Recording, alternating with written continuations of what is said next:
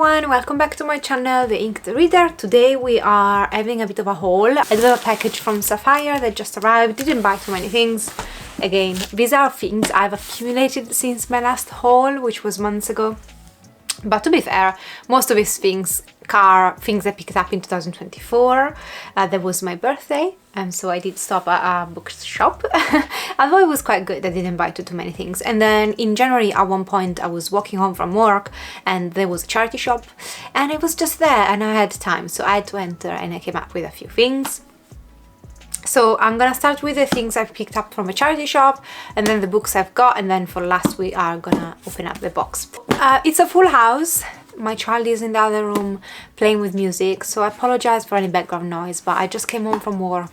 I had a tough week and I just want to open books and talk about books. So the first thing I picked up from the charity was 1984 by George Orwell. I am a big fan of his Animal Farm, and so when I saw these in the charity shop, relatively in very good conditions, I picked it up. And this is a classic dystopian. It's the origin, I think, of a big brother, of a concept of a big brother, and this totalitarian regime that controls everything you do. And I guess our main protagonists in these are gonna rebel against that totalitarian regime that observes them through the big brother. We will see. I appreciated his other classic novel a lot, and the ending of Animal Farm is stuck in my head. Then I've got Pop Goes the Weasel. This is the second book in a detective series, so each book you follow a different case.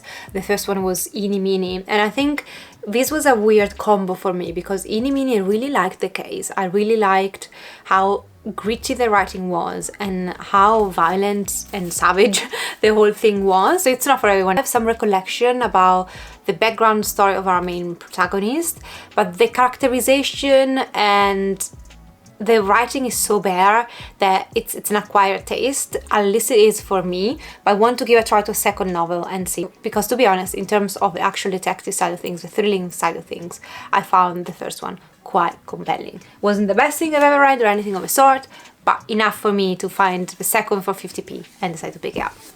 Another sequel is Charlotte Says. This is a sequel to Frozen Charlotte, which is a YA horror novel that I expected nothing from, and instead I really end up enjoying. So this is the sequel. In the first book, you follow this girl that has to go and live with some relatives. After, I don't know if she has a family lost or something, but she goes and lives or spends a summer or something with her cousin. They live in this remote house in the middle of nothing, and this house used to be a boarding school that was closed down because of a scandal. Something violent happened, the school closed down, and so when she goes there, everybody who lives in the family is quite creepy, and especially one of them has this room full of creepy ceramic dolls that are actually possibly moving around, something of the sort. And I really found the first book entertaining. I remember my grandma having like a room full of ceramic dolls, and they are so creepy. And so because maybe I had that picture from my childhood and my early teenagehood, I was able to really immerse myself in the story and imagine if the dolls were to do something apart from just staring the void.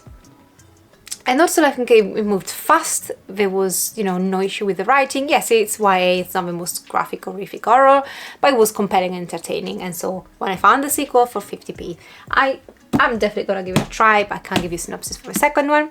Another one that I can really not give you a synopsis because it's probably book 4 or 5, I don't even know. This is Skin by Mo Hyder. Mo Hyder wrote one of my favorite books ever, especially when it comes down to thriller horror. You can go and check out my favorite books of all time video for if you're interested in what it is. So when I knew that she had a detective series, I reached out for the first book, and I believe the first book I found in a charity as well. And it was, okay, so it wasn't a comparable to my favorite book by her, or one of my favorite books of all time, but she has, again, a grittiness. She has a hunting kind of writing when it comes down to detective and crime, and her stories are so vicious, like they're really stuck with me, so I wanted to continue on with the series. The first book hit the mark. It was so disturbing that it's one of those books I was quite disturbed by, and so I didn't know at the end if I loved it, if I just liked it, or if I just tolerated it, because I was profoundly disturbed by the events and her writing. She has a writing style, the way she describes things that really seep under my skin, that really have an effect on me. And I, unfortunately, this book, I don't know what in the series, I have to pick up book number 2 in this detective series, and I believe you follow the same detectives but different cases in each book.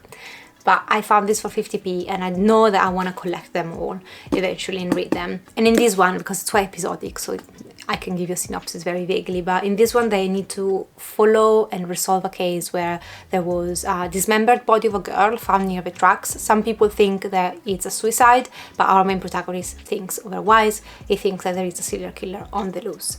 So this is what potentially this is about. And then the last one from the charity shop I picked up, I believe, yes, it's A Short History of Nearly Everything, A Journey Through Space and Time. I picked this up while I was reading a book about medieval science, and in that book there was a lot of mention about astronomy, and I guess although that book went a bit over my head on many aspects, it also piqued my interest in understanding more about space and time and history. And history is one of my favorite subjects. It was always my favorite subject in school, together with literature. And so when I found this in charity shop, I was like, you know what, I've just read a scientific book.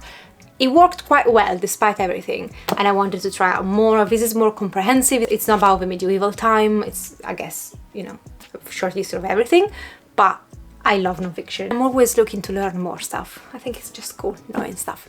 So here we go.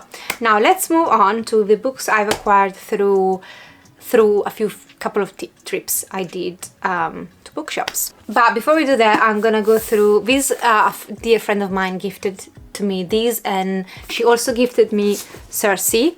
I've read this one, I own this one, but it's, you know, it's Circe. We know, well, I love it. So I am potentially gonna give this to someone else who's not read it yet. I'm gonna decide, maybe keep a double copy, but I've got exactly the same copy, so I might give it away to someone else, maybe keep the new copy and give away my used copy. And then she gifted me The Witches of Vardo, probably pronouncing this wrong way, and this is about 3 women specifically. The first one, so it takes place in 1662 in Norway. The first one is this woman who's accused to have an affair, and then she is put on trial. She's sent to Vardo to be tried as witch. And this was quite a dangerous time to be a woman in, because you could be accused and put on trial as a witch and then eventually killed for basically nothing. And then you follow the daughter of this woman who's put on trial, and she decides to travel to the town to try and rescue her mother. Finally, you follow Anna. Anna, she used to be the mistress of the king of Denmark, but she's been now sent in exile to the island of Vardo, and she wants potentially revenge. And I really like this last sentence. It says, "In an age weighted against them, these witches of Vardo refuse to be victims. They will have justice. All they need to do is to show their power." Came very well recommended, because someone, you know, my friend really liked Circe, which I love, and so she said I also loved this one, so you might love this one as well. I do have some hit and misses when it comes down to stories about witches that are not really witches. So I hope they are, and if they're not, I hope the story is cool anyway. But again, because they came together, as if you like one, you might like the other one, I have high hopes. Of other non-fiction I have here is, first of all, Napoleon the Great. This is a very expensive and chunky book. This is, I asked my partner to buy this for me for my birthday. This is the story of Napoleon. Yes, I've studied Napoleon generally when doing history, and I forgot most of the things, and I definitely don't know any of the intricacies. I don't know any of the gritty details. I know where he ends up, but I think I want to know so much more of such an important figure and a controversial figure. And I did read another I read the Romanovs, which is somewhere behind me, and I really loved to learn everything I could about the Romanovs. So after that, I got really into biographies, historical biographies if you want. So I hope this is what it is a historical biography about Napoleon. And I could kill a man with this thing. And the other non-fiction, the last non-fiction I have for today is The Wager, A Tale of Shipwreck, Mutiny and Murder. This has been going on BookTube for a while. A lot of people have been praising this, some people say it's slow, but some people saying like it's so compelling, entertaining. So there was this British vessel called The Wager. And at one point we know that there is a shipwreck. And then months passes and a group of men end up in Brazil. And they're the only one that survived, and they have a fantastical story to tell about how they survived and so on. 6 months later, so 6 months after these men managed to be rescued and end up in Brazil, 3 men arrived in Chile, and they have a very different story to tell. And they actually say that the men that landed up in Brazil, they had committed mutiny. And so I guess here is the story of these 742 shipwreck, mutiny, we don't know what happened to them, recollecting, putting together the story, what really happened. I don't know how he did it, how he put together the real story, and which side is the correct one. What happened on the bloody ship, I don't know. I never read something of the sort before, and I'm so eager to actually delve into and find out more. It just sounds cool. Let's go through the couple of sci-fi that I put on my TBR because of all the favorite videos of the year that I'd watched in January, and these titles really stuck with me. So when I saw them in bookshop, I reached out for them. One is Children of Time. I never read Tchaikovsky before. I know that he's a very beloved author, and I don't know if he writes only sci-fi or also fantasy. Let me know. I believe he writes fantasy as well, but I'm gonna start with these. This is a series, the first one in the series. Unfortunately, the rest of the series didn't receive such positive reviews as this did. But this one is first contact in a sense. Sci-fi is a very new genre for me to delve into.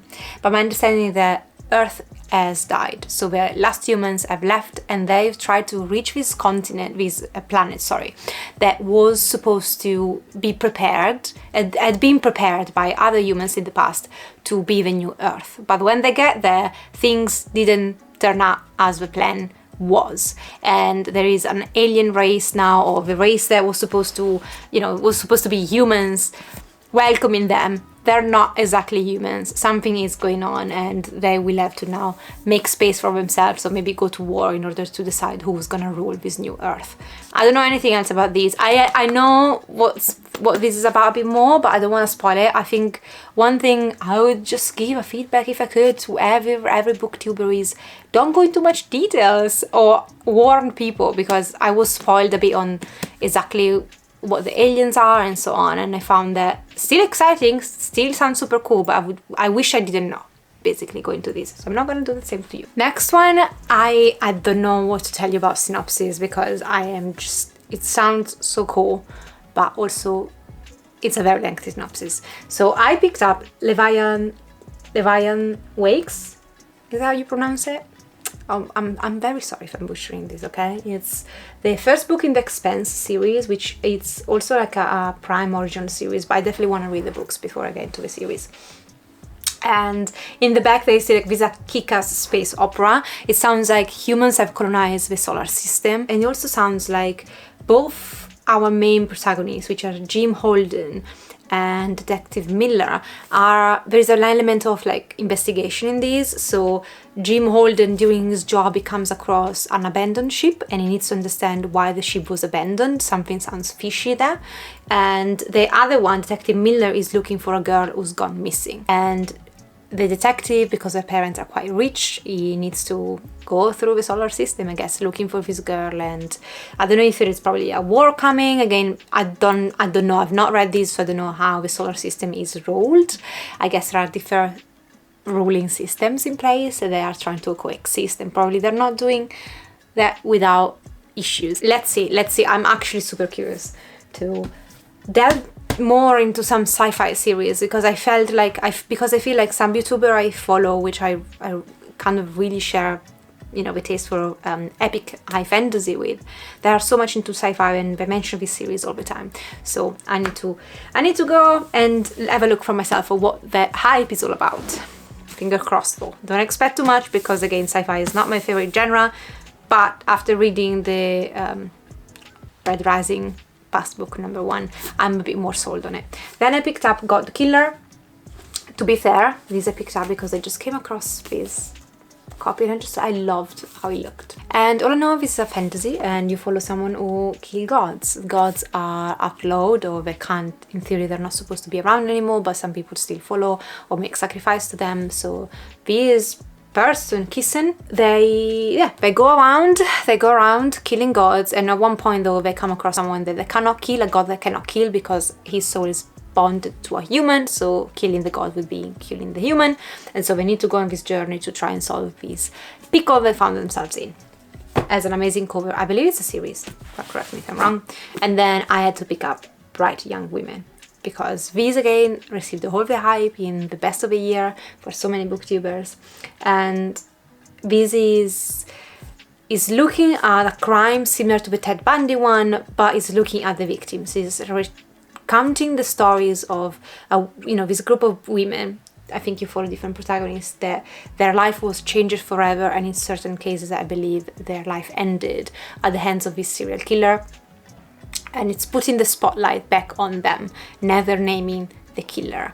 And the title, it's very clever, because the title, when Ted Bundy was sentenced, I believe at some point during his trial, the judge called him, you're such a bright young man, and then went on saying, but you committed all of these horrible things. And so I think the fact that she called these bright young women just as a twist to say he wasn't a bright young man, the actual bright young women are the victims.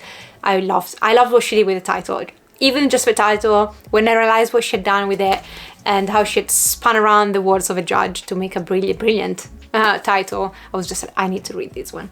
As a big passionate of true crime, I also kind of heard people saying that this is much about discussing also how people consume true crime, and the way the killer usually is put in the spotlight and the victims are just names on a page. And I'm definitely guilty of that as well. I'm definitely guilty of consuming literature on serial killers left and right. I study forensic psychology, so I had a whole bunch of years in my life where everything was serial killers and crime. But it is indeed true that a lot of the spotlight is on the killer, and try to understand their motives. And though lately I've read a few true crime where the author really highlighted and really spent more time on the victim, and I appreciated that so much that I am very curious to read about these, and I'm curious about the argument she's making, because I think she definitely has a point. And then finally, last but not least, before we get into the box, this is a pre-order and I've not read it yet, because I had started too many books and I need to finish those before I can read anything else. I got a bit of a plan of what I want to read, but I'm gonna read this year for sure. Empire of the Damned by J. Christoph. This is the Waterstone edition. So I had pre-ordered this. I love the cover. Just generally the cover is so good. Inside it's all red. And I said, when I was speaking about the first book, it's like Mr. Christoph sat down with me on a cafe one afternoon and told me, Eva, what do you want to read? What do you want a story to be about? And he went home and wrote Empire of the Vampire. So best book, I think one of the best books definitely I've read in 2022. But this is a high fantasy, and you follow the story of his vampire killer, and the way he structured the first book is you follow a bit of the present, where this vampire killer is being captured now by vampires, and his life is at stake, clearly. So, but he's asked from the vampires to tell them his story, and so he agrees. And then you go back in time and you follow him on how he's become this vampire killer. This academy, this school that he had to go to learn how to become a vampire killer, and what happened in the interim. So after the school, big things happened to him, and then we are still getting that story. We didn't have a full picture in the first book, or how come he has become who has become in his later stage of his life, and then ended up being captured. So you move in time, from very early on to the present, to be later on, but still earlier on than the present. And the way he structured though was so clear, so well done. I love his writing. and I love vampires, I love his stories, so here we go. I'm gonna read this very soon.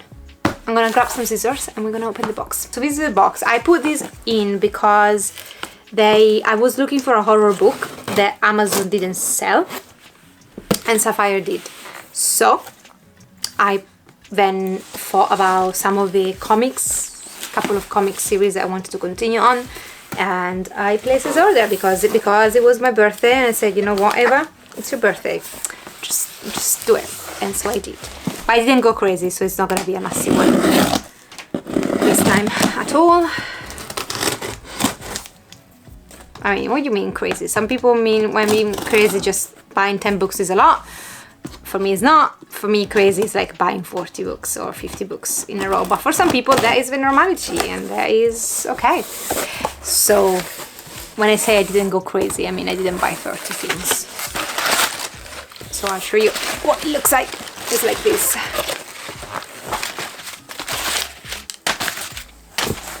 Okay, I'm gonna take up things. Oh, they're all in one. They're all in one. So I need to put this down because they're too heavy. I'll show you in a second. Oh, I know, I remember, because they have, Sapphire has daily deals, which you should stay away from. But because of the daily deals, I've added a couple of things in here that they weren't supposed initially to be bought. But I did, no regrets there. So this is what it looks like.